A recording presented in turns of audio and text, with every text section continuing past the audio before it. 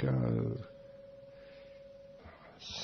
So, there's more people coming in from outside. Please find a nice place. Sit down. Those inside who wish to go out. Those outside who wish to go in. Those who want to stay in the middle, in the door, just in case.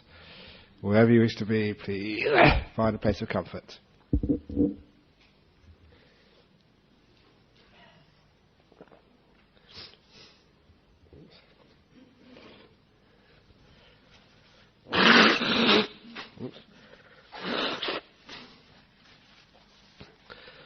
In Buddhism, we have the sound of a conch.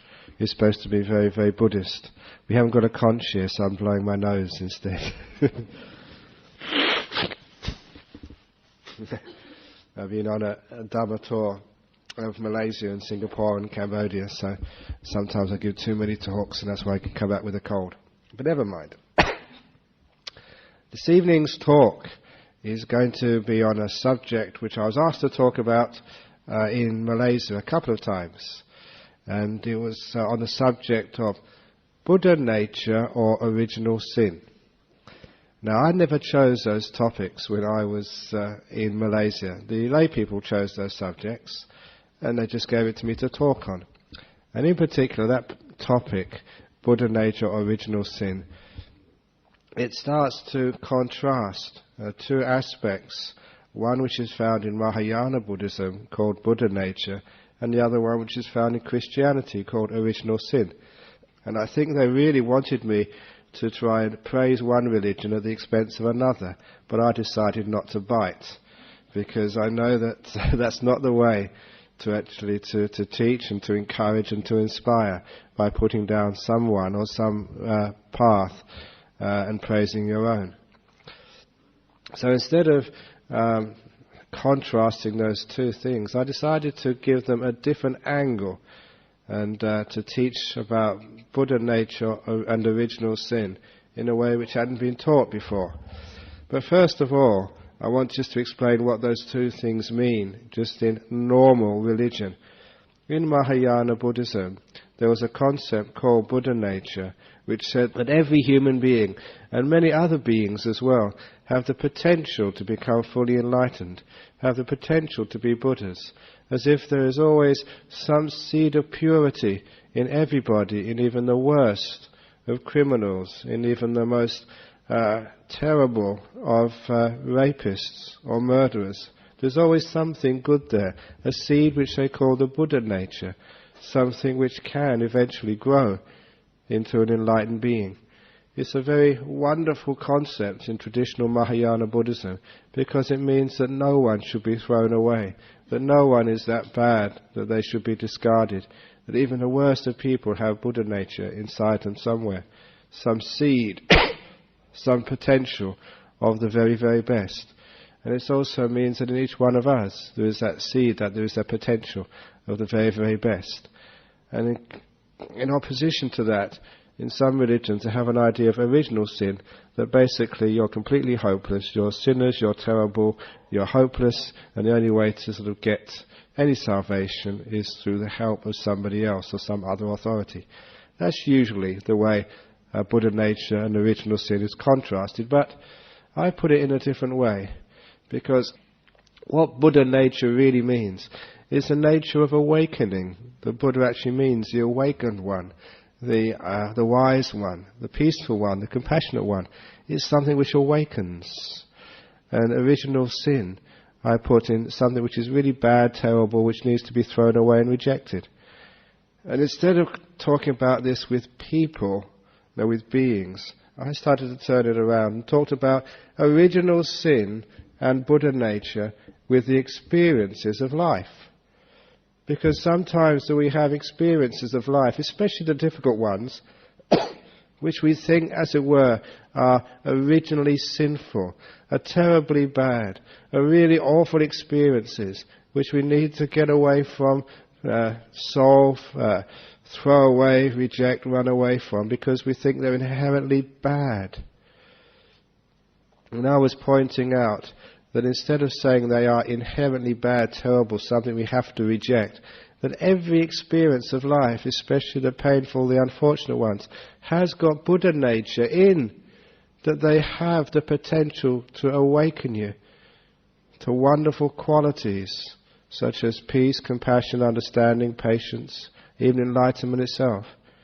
And I started talking about examples of things which have Buddha nature rather than original sin.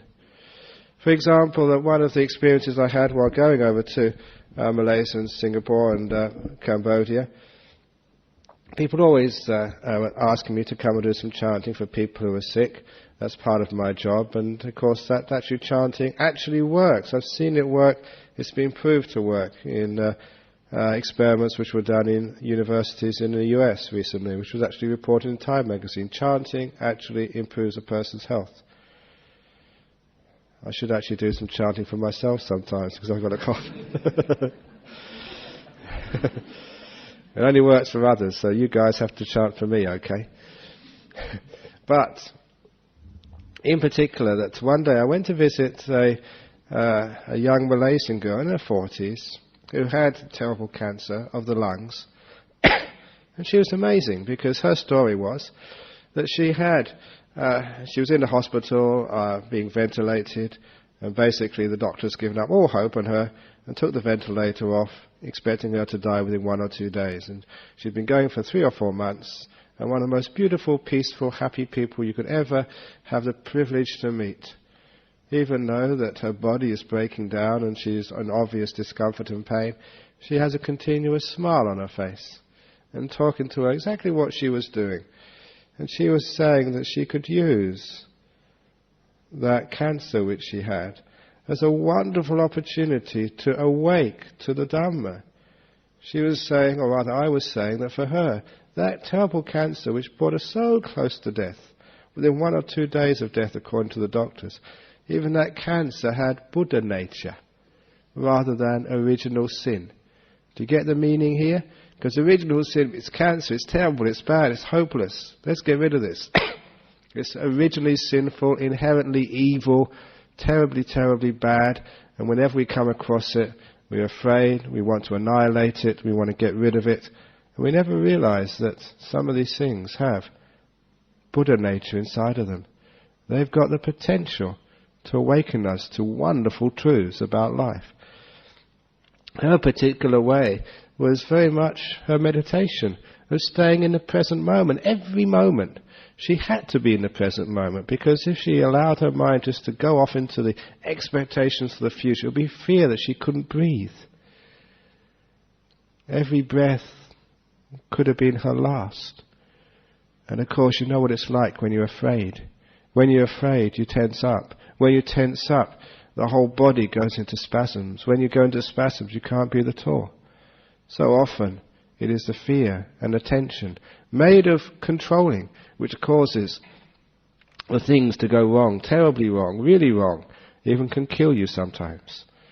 In this particular case, she had to die to every moment, she said.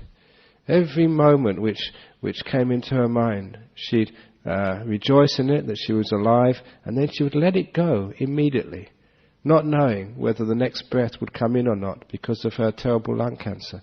That way she was forced to live in the present moment. She was forced to be very grateful for the present moment. And she was forced to actually abandon all fear and expectation of what's going to happen next. Because any fear and expectation would tense up her body and make breathing so difficult. And because of that, she's still going strong 2 or 3 months later, which is supposed to not on any ventilator anymore. They took that off, and she's still going well. But the most important thing is not that she's surviving, not that she's living, but the quality of her life. My goodness, that's a happy woman. She's actually found amazing Dhamma of learning how to be free in the present moment by not anticipating and running off into the future. She's got some great Dhamma there. For her, that cancer was something which had Buddha nature in it. The ability to awaken her, the ability to teach her some amazing techniques of meditation, which free the mind and bring you great happiness. Fantastic. And so that I've been telling a lot of people that so many things in life which come our way, we can think, this is such a terrible thing which has happened to me, this is awful, this is rotten. We call it having original sin. But there's another way of looking at it. Perhaps that experience which you thought was so unfair, so awful, so terrible, perhaps you can look upon that as having Buddha nature, the ability to awaken you to powerful and amazing truths of life. Another example of this, even though that I'm a Buddhist monk, still many Sikhs, Christians, other people in Malaysia and Singapore come up and ask for teachings. It's just that when it comes down to it, people don't care whether you're a Buddhist or a Muslim or a Sikh or a Mahayanist or a Theravada or a nun or a monk. People don't really care about those things. They just want to hear good teachings. They just want help. They just want wisdom. They want guidance in the world. So it doesn't really matter from where you get that guidance. If it's truth, if it's something useful, if it's something which really helps a person, my goodness, people will come and listen to that. And this is actually what happens, when one goes teaching anywhere in the world. Now, half the people who come to my talks, I'm sure, aren't Buddhists. All sorts of people. And that's wonderful, to be able to cut across the things which separate us in the world by talking about truth, that which unites us. But in particular, this one lady came to me to talk about her problem. She was a Christian lady in Malaysia in a Buddhist centre. And she was telling me about that she was going through some very difficult times in counselling because she had suffered sexual abuse as a child. And as a monk, when people come to you and ask for counselling, again, it's marvellous being a monk because I don't know anything about sort of counselling. I don't know anything about what you're supposed to think about these problems and what's right and what's wrong. I've never been to university. I've never done any courses. I've never read the books. Instead, you write the books instead.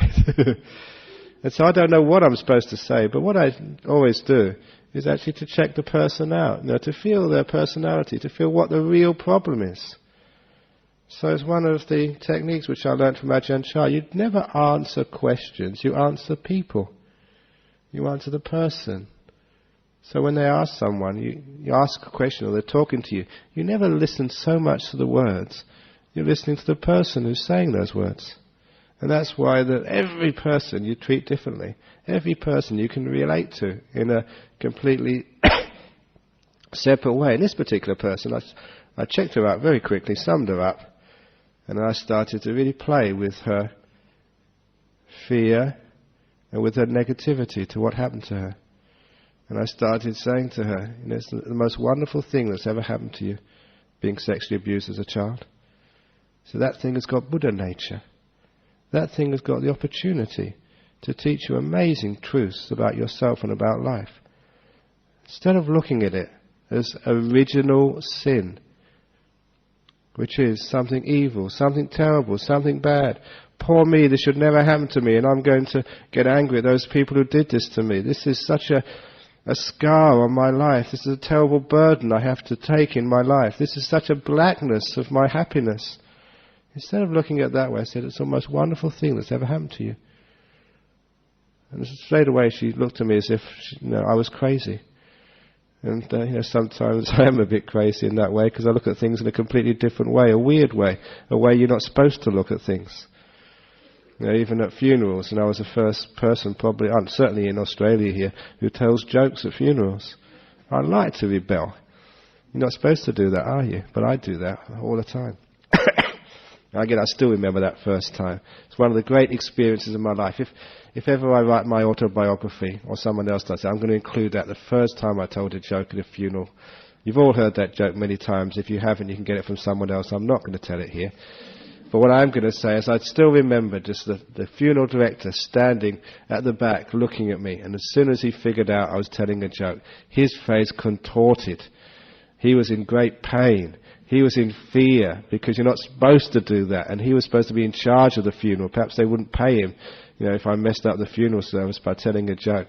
And you can see him actually was waving at me, trying to say, no, don't do it. But I'd already gone too far, and I wasn't going to listen to him. So I went ahead and told that joke, and everybody laughed. And it was wonderful seeing the relief on the face of that funeral director when people enjoyed the joke.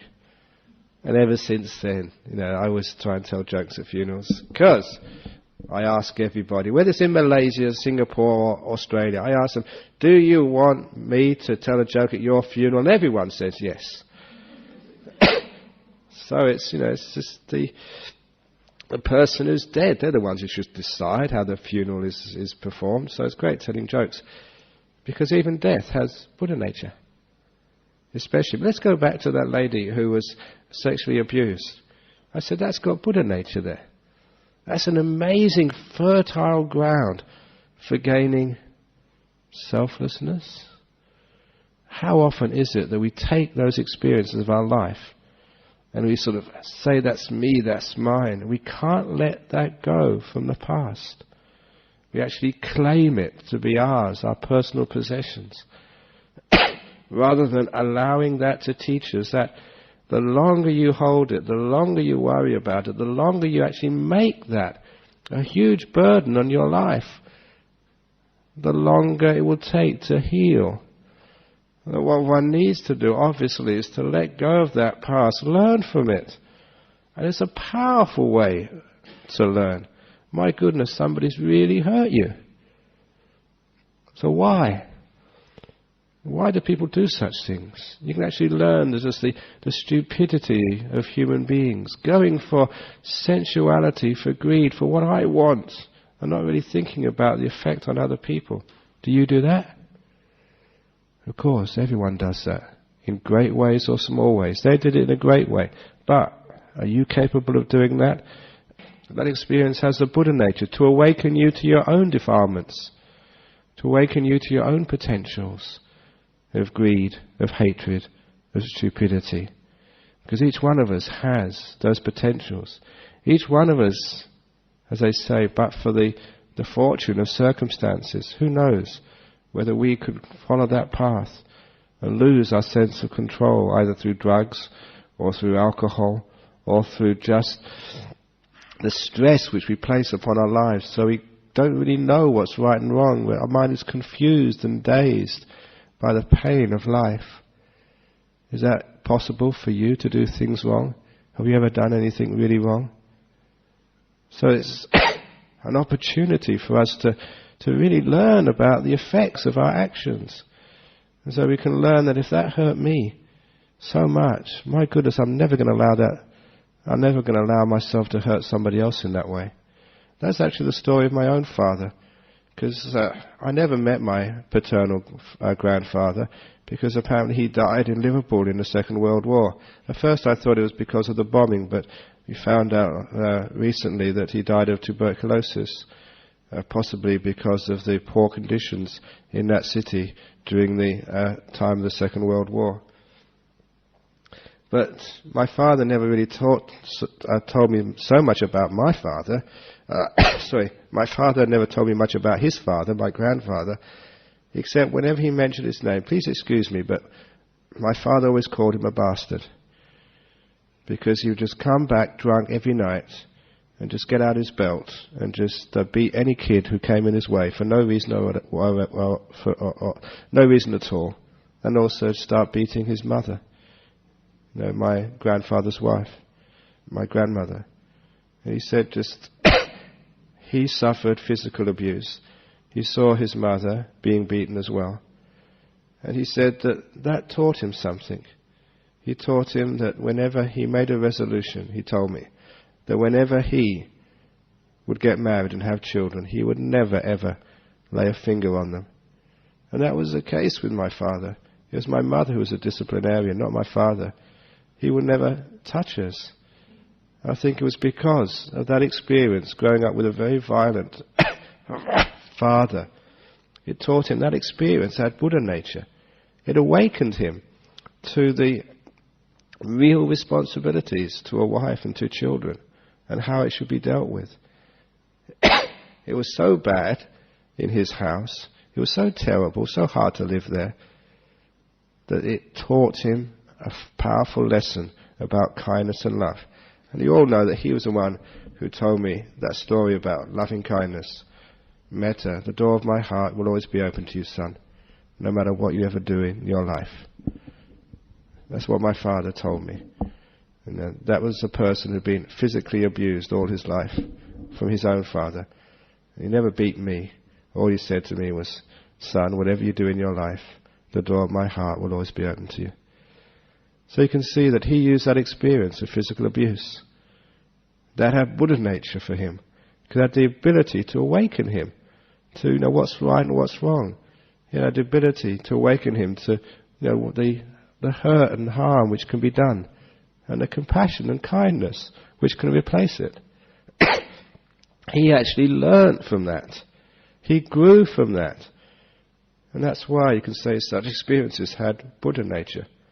So I told that lady who had been sexually abused, okay, if you start to get negative and call that original sin, my goodness, that's going to stop you from growing. That's going to hinder your understanding.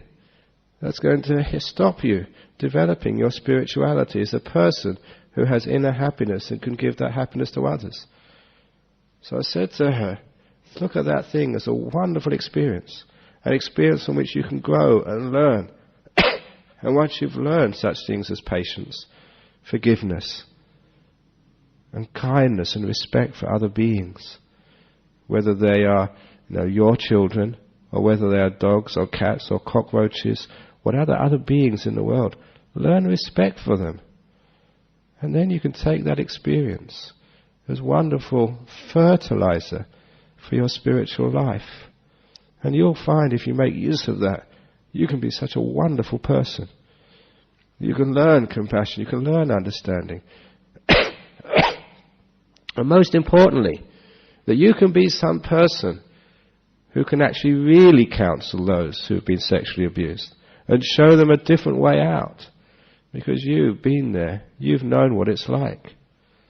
And you've found a way out which is not negative, but which is very, very positive, which doesn't throw away the experiences of life, but which learns how to use everything which happens to us in life, especially the negative things which we usually try and chuck away and think are useless. Poor me, why did this happen to me? Why not? It's a marvelous experience. Thank you so much. Have you ever come across people like that, who've had terrible, terrible experiences in their life?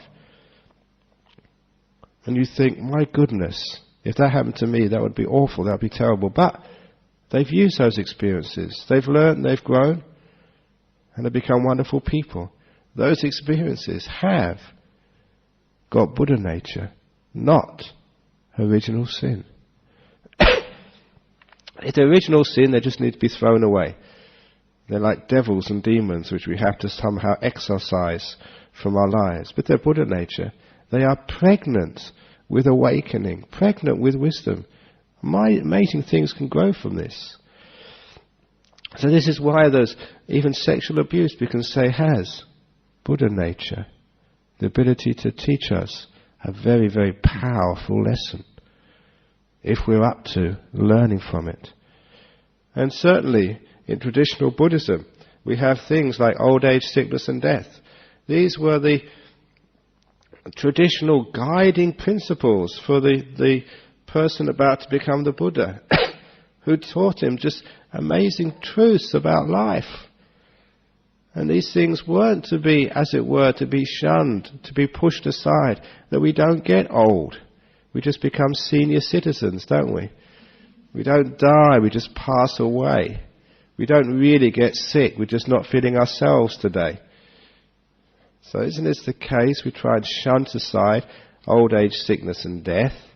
And how many people just have to wear these creams to try and make you look young? I don't have to do that. How many people have to dye their hair, to try and make yourself look young? I don't dye my hair. I've got none to dye. How many people try and even lie about their ages? Every now and again, people actually, when it's their birthday, they come to the monastery and try and celebrate it. Because in the Buddhist tradition, if it's a birthday, you want to do something good on your birthday. You don't expect to get presents, you want to give things. It's a much better way of actually having a birthday. You want to celebrate your birthday by giving dana, by sharing, by doing something. So often people come to the monastery, either our monastery in Serpentine or Sister's monastery in Dhammasaro and Gijiganup, on their birthdays. And it's only the young people who put candles on their cake. Once they get about 30, they stop putting candles on their cake, perhaps because they can't fit them in, or perhaps more likely they don't want people to know. Why is it that people feel ashamed of growing old? Again, because we don't understand that growing old has got Buddha nature. It's got something there to teach us. It's showing us that life is coming to an end. It's showing us that if we really want to do that which is worthwhile in our life, don't wait too much longer. Old age is telling you that the time is running out, running out, running out. It's true, isn't it? And what it's telling us is the value of human life, the importance of every day. Sometimes we have that also in the Mahayana tradition, that the human life is precious. It's a marvelous teaching which we forget when we just have so many days, year after year, it seems the same. We forget that years are precious. Another year is about to go. 2002 is already gone. My goodness. I can remember 1999. That was only yesterday. They go fast. Soon. I always say, every birthday, I say 1 year closer to my coffin. Which is true, isn't it? Every year, 1 year closer to your death. Are you ready yet? Are you ready yet? Are you ready yet? What we're saying here is old age is actually showing us a very important truth. Old age is so wonderful with Buddha nature. What are you doing in life? How are you living? So it's teaching us the importance of every day. And also it's teaching us what really is important in our life. With old age. My goodness, just accumulating money, having big houses, big cars, having sex, watching movies, is that really what life is all about? When you look at sort of old age, my goodness, that's a powerful teacher. Shows you what life is really meaning. So instead of actually wasting one's time, one realizes an amazing thing to do is go and serve, do some good karma in the community, go and help. For the last, a long time now, I've been doing dana. I've been doing my generosity by giving dhamma. That's called dhamma dana, the gift of teachings. And that said the Buddha, the gift of dhamma exceeds all other gifts. So you think that you've been giving donations and giving food to the monks, but I've been giving much more to you over the last few years. It's called dhamma dana, so it's Sister Wayama. And Dhamma Dana, the gift of teachings, that gives me so much happiness as a result. And I realise that old age, the older I get, the more talks I'll have to give. That's actually part of being a monk, The older you get, the more venerable you get. And the more venerable you get, the more popular you get. The more popular you get, the more they use you. So I know what my future's going to be. It's not going to get less. Monks don't retire when they're 65. That's when they really start to work. These old 65, 70, 80-year-old masters. They're sort of the real good ones. That's what everyone likes. Just the ancient masters with all this wonderful deep wisdom of a lifetime of meditation. So that's my future. No way if I'm going to retire. So what old age is teaching you is that to make good use of your time. What sickness is teaching us is compassion and humility. When you're sick, there's so many things you can't do, and other people have to do it for you. Sickness is a wonderful way. There's a beautiful teaching of lack of pride. When you're young, you can do everything for yourself. You can feed yourself, you can wash yourself, you can go and get your own things. But when you're sick, other people have to look after you. Other people sometimes even have to wipe your backside after you've gone to the toilet because you're unable to do it yourself. Other people have to wash you. What a wonderful teaching that is. To stop this terrible thing called pride. I can do it myself, thank you. Leave me alone. In the end, you're all going to be like babies again, needing total care from the nurses, from the doctors, from the people who would look after you in your final days. You start like that in this life, and that's how you end. When you start, you don't really understand why. Hopefully, at the end, you understand why. It's a marvelous opportunity to practice non-self. This body isn't mine. I want to look after it by myself, but I can't. I don't want to get old, but it gets old. I don't want to get sick, but it does get sick. Have you ever noticed that sickness comes at the most inconvenient times? Just when you're about to go on holiday. Just when... What you're actually seeing there is it's teaching you this wonderful Buddhist teaching of non-self. It's not mine. It doesn't belong to me, this body. It belongs to nature. This is the Buddha nature of sickness. Is teaching you what really means by anatta, non-self. You don't understand anatta by listening to a talk from Ajahn Brahm or from other teachers. You learn anatta, non-self, by the experiences of life. My goodness, look at the times you were sick. Who's controlling the body then? The bacteria and the viruses. That's what was controlling it. The cancers. All those other things which are in your body. They're controlling it, not you. So who owns this body anyway? Whose is it? These are teaching you that it's not mine. Nothing to do with me. Isn't that wonderful teaching? Because that frees you from a rotten burden. You think that this is my body and we've got in control of it. So a lot of people feel guilty when they get sick. You know, there's a lot of guilt associated with sickness. You didn't go to the gym, you're eating too much, you're eating the wrong food, you're not exercising, you should do more meditation because you're not supposed to get sick when you meditate. Some years ago, I was sick and I was in the doctor's surgery in Byford, close to our monastery.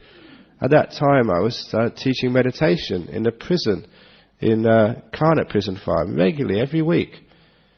And one of the prison officers came in and he looked at me, and I was supposed to be the meditation teacher in this jail. He looked at me and what he said was, "I never expected to find you in here." I said, "What do you mean? I get sick as well." What he was meaning that anyone who meditates is not supposed to get sick. So I felt really guilty. It's like a yoga teacher. Anyone who teaches yoga, sometimes if they get a bad back, they feel very guilty. You're not supposed to get a bad back. All those of you who are naturopaths or homeopaths and you get sick. Sometimes we think that we shouldn't get sick, but sickness is a teacher for us. It teaches we're not in control of our body. We learn how to let go. It also teaches us compassion, because compassion always has to go two ways. If you're going to be compassionate to someone else, there's someone else who needs to receive compassion. So when you're sick, it's a marvelous opportunity for someone else to be compassionate and caring to you. It's your turn to generate compassion in the world. So when someone's sick, help me, look after me, care for me. It's wonderful when you're sick and someone's caring for you and doing all these little duties for you and running around for you, because they feel so good, so happy. They're allowed to care for somebody else. I've often noticed this. Whenever I go to Thailand or Malaysia or Singapore, if ever I get sick, people are so happy because they've got something they can give me. Give me this medicine and that medicine and something else medicines. And I never take travel insurance when I go overseas, because I know if I slipped over and broke my leg, there'd be doctors fighting over me to sort of, put me in their hospital and not somebody else's hospital. The reason is because people like to look after you, just as people like to look after each one of you. Isn't that a marvelous opportunity to help someone who really needs it? Each one of us has got this amazing compassionate heart in us, which is just wanting, just hoping to be able to serve and look after somebody. Unfortunately, in our life, we're so healthy and independent, we don't have the opportunity to develop our compassion for those others who are sick. We don't learn because there's no opportunities. So when somebody is sick, it's a marvelous opportunity for generating and developing compassion. So if ever I've been sick, it's just a lovely time, because people can look after you, and it's a beautiful situation of sharing, of kindness, of love, and you bring out the best in people when you're sick. because people can help, and they can generate that soft heart, that kindness, that beauty, that tenderness of looking after one another. All those parents who've been sick, and you see your children coming up and sort of bringing you a cup of tea, or trying to make you breakfast, and they really make a mess of it, but it's so nice because they tried so hard. You know what it's like? What it's like? It's so lovely actually to see that care and kindness being encouraged in other people. So that's the other thing with the sickness, has Buddha nature. And also, I was saying, even fame can have Buddha nature as well, because I'm getting in big trouble these days. When I went to Cambodia, I was really feted. I was treated like a king or royalty. When my aircraft, because I was leading an Australian delegation to a Buddhist summit in Cambodia. So when my plane landed, I was sitting in economy class next to two Americans, and they looked out the window and they saw a red carpet out there. They said, "What's going on?" And I thought, uh-oh. And the voice came over the PA system. "All the people in first class and business class, stay in your seats." As the leaders of the Buddhist delegation, we had to come out first. So all these first class and business class passengers were really upset. And I actually quite enjoyed that part of it. Not very compassionate, I must admit, but I do admit to that. And so we got down there with Venerable K.C. Dhammananda was on the same plane as me, so we got on the red carpet and given all these flowers, and down the red carpet to that waiting limo with a driver, an official driver, and a bodyguard. I got my own bodyguard in Cambodia. Always wanted a bodyguard. Not that I need one. And just a police motorcycle escort with all the sirens going. And as you go down the road, all the police lining the road, getting everybody off the road as you go through. Crazy. So I was very disappointed when I came back to Perth. There was no... No, I'm only joking. But even that sort of has Buddha nature, because I started contemplating, because the Buddha said you've got to be very, very careful with such things, because sometimes people can get beyond themselves. So that had Buddha nature as well. I started contemplating. I gave a talk about that in our monastery on Wednesday night, saying even like praise has got Buddha nature, because they're not praising me. If ever I try to give a talk, it always comes out wrong. And whenever I let go and just allow the Dharma to flow forth, that's when you give a good talk. So the good talks are the ones which I don't give. They don't belong to me. I don't do it. It's the same with the deep meditations, the good meditations. As soon as I try to meditate, as soon as I try to control it, as soon as it's coming from me, it never gets peaceful.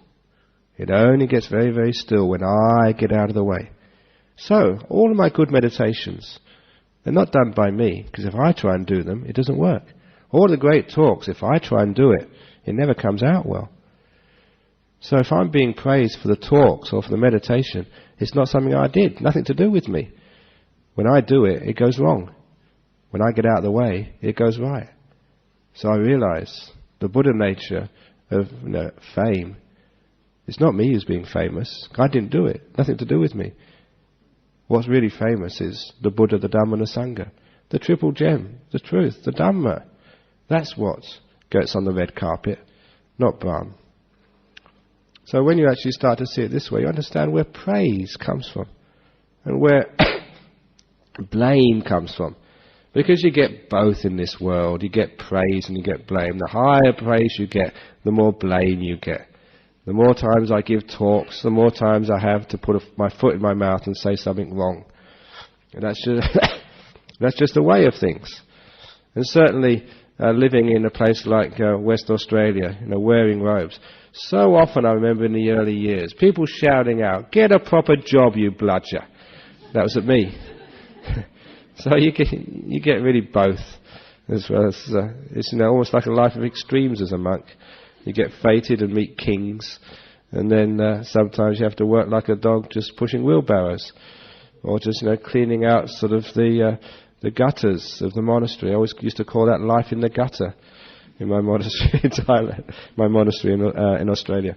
So each one of these things, instead of looking upon them as something which you either enjoy or something which you don't enjoy, as something inherently good or inherently bad, the purpose of this teaching this evening is to see that each one of these experiences has Buddha nature.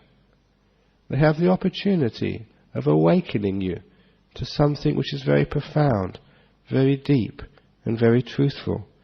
And indeed, for those of you who have read a lot about Buddhism, you find that so often in the time of the Buddha, people became enlightened because of the most terrible things which happened to them in their life. There's the old story of Kisa Gotami, who lost her son and tried to revive him with some medicines, and it was only when the Buddha told her to try and get a mustard seed from a house where no one had ever died that she realized that death happens to everybody, not just my son. How often is it that when someone close to you dies, you think, how can anybody in this world be happy today? My son has died, don't they understand? How often is grief? You're just seeing the death of one person rather than seeing the death of one person amidst millions, billions of people in this world. If we have the full perspective, we will never feel grief when somebody dies. So for this lady, Kisa Gotami, when she actually saw that death happens to everybody, she realized that death had Buddha nature. Not only did she go and bury her son, but then she became a bhikkhuni. She became a Buddhist nun, and one of the great Buddhist nuns, one of the great teachers. There's another lady, Patachari. She lost her husband, her 2 children, and her parents on the same day. She went crazy. But my goodness, that sort of disaster had tremendous Buddha nature. That taught her about how to let go, how to realize that wasn't her husband, that wasn't her children, that wasn't her parents. Our parents don't belong to us. Did you buy them at a store? Have you got proprietary rights over your kids? My goodness, life tells you your kids will go their own way sooner or later. You don't own them, you don't even rent them. Although it does cost you a lot of money to bring them up.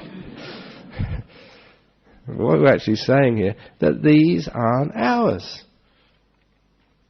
So when we actually realize they're not ours, then we can let them go, then we can be free. So these were things of tremendous Buddha nature, teaching us about non-self, and from non-self, not mine. That's how we learn to let go. A lot of times people ask, let go, let go. How do you do it? You've got to realize that these things don't belong to you first. To have that insight, that deep realization, this body isn't mine. When you realize this body isn't mine, doesn't belong to you, then at the time of your death you'll stop struggling. It's not my business, nothing to do with me, this body. You can let it go. As that lady who had cancer could let it go. That's why she was smiling. She was letting go of her body every second. And she was so happy and so free. When you're sick, you can let go of the sickness. As Ajahn Chah used to say, you either get better or you die. That's all there is to it. It's easy. There's no problem there at all. You can let go. It's not my sickness. So whenever all these great nuns and monks in the time of the Buddha, some of them went through some terrible experiences, but they used those as having Buddha nature. Even, there's this fellow called Angulimala who was a serial killer. And he joined the Sangha, the Buddhist community, and became a great enlightened sage. Even that had Buddha nature in it.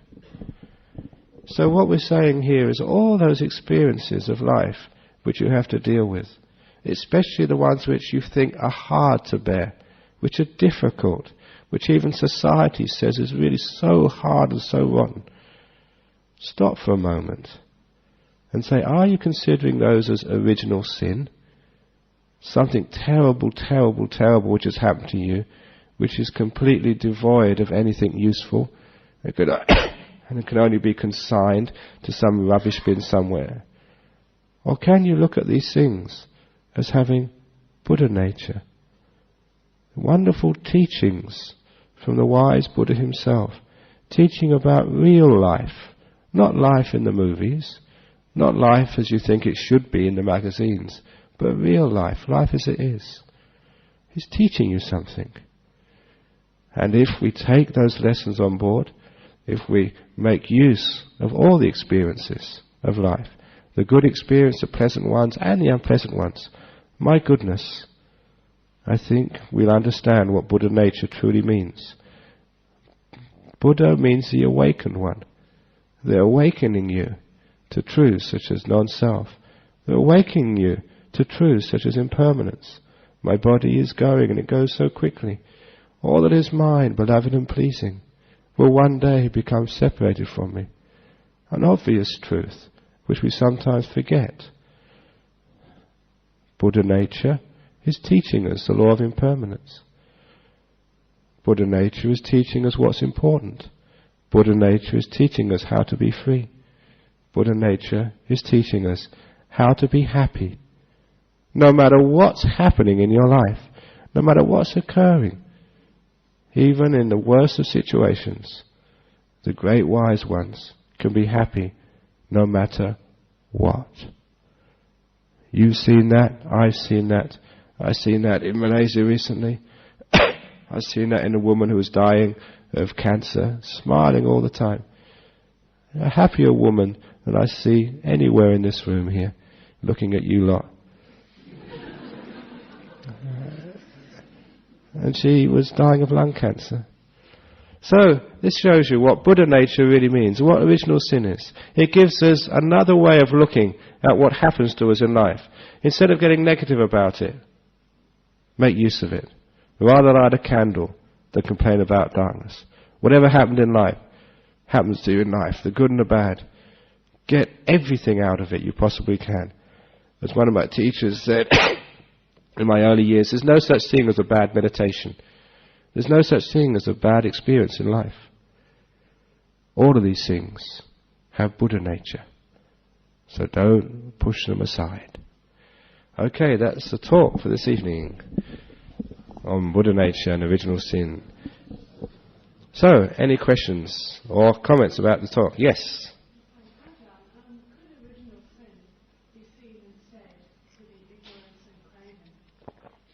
Could original sin be seen instead to be ignorance and craving?